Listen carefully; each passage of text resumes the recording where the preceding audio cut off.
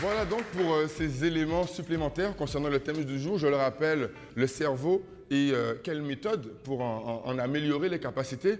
Alors Nico, toi qui es si connu en Guyane et aussi ailleurs, en tant qu'artiste, quelle a été ton expérience par rapport à ça par le passé? Et est-ce que tu aurais un message particulier à donner vu la carrière que tu as déjà eue justement dans le milieu artistique? Le message que je vais donner aux étudiants, parce qu'ils sont notamment en préparation d'examen, c'est s'accentuer sur l'hygiène de vie. Quand on l'a vu, le cerveau, les spécialistes l'ont souligné, le cerveau est un organe lié au corps et il fonctionne directement avec le corps. Donc l'hygiène de vie est primordiale, principalement lorsqu'on est en période de préparation d'examen. Un deuxième élément lié à mon expérience d'artiste, on a parlé de la zone où se situe le cerveau. Et les scientifiques se sont aperçus que juste à côté se trouvaient les deux zones liées au stress. Et ils se sont aperçus que le stress était particulièrement néfaste au fait de faire fonctionner la mémoire. Donc il faudrait absolument que les étudiants identifient ce qui les stresse afin de désinhiber, si on peut dire, cette fonctionnalité-là.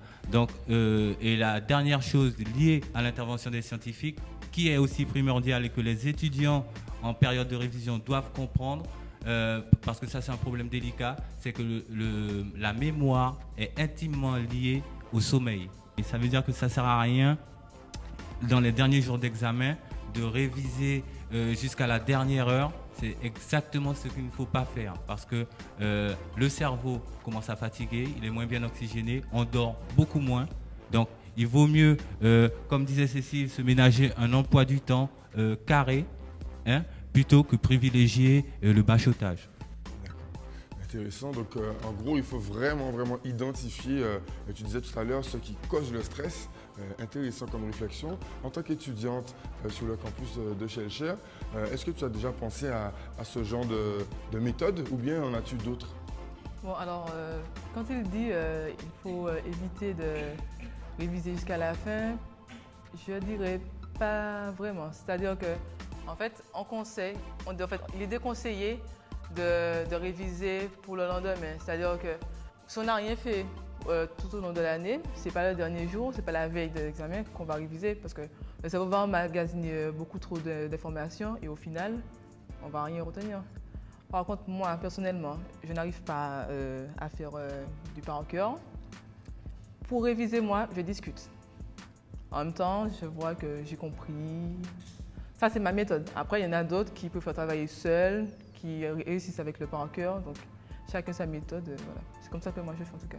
Donc, chacun sa méthode. Oui, chacun sa méthode. Pas de problème. On a aussi une remarque encore dans le public avec Wilson qui vient de la Guyane. Tu voulais rajouter un mot sur ce qui a été dit? Déjà pour dire que je suis d'accord avec ce que vient de dire Rebecca et quelque part de donner mon expérience personnelle. Si tu veux, moi je suis quelqu'un pour évacuer le stress parce que je suis quelqu'un d'hyper stressé. Ben, je m'y prends longtemps à l'avance. En cours surtout, ben, j'essaie d'être le plus présent que possible et emmagasiner un maximum. Donc quelque part, moi j'ai une mémoire auditive et en même temps une mémoire scripturale, on va dire. J'ai besoin d'écouter et en même temps de me représenter ce que j'ai appris, enfin ce que je viens d'apprendre quoi.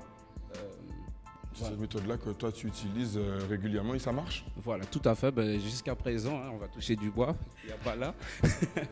Ben, je suis pas encore allé à l'oral, enfin, j'ai pas encore été au rattrapage, j'ai validé tous mes examens.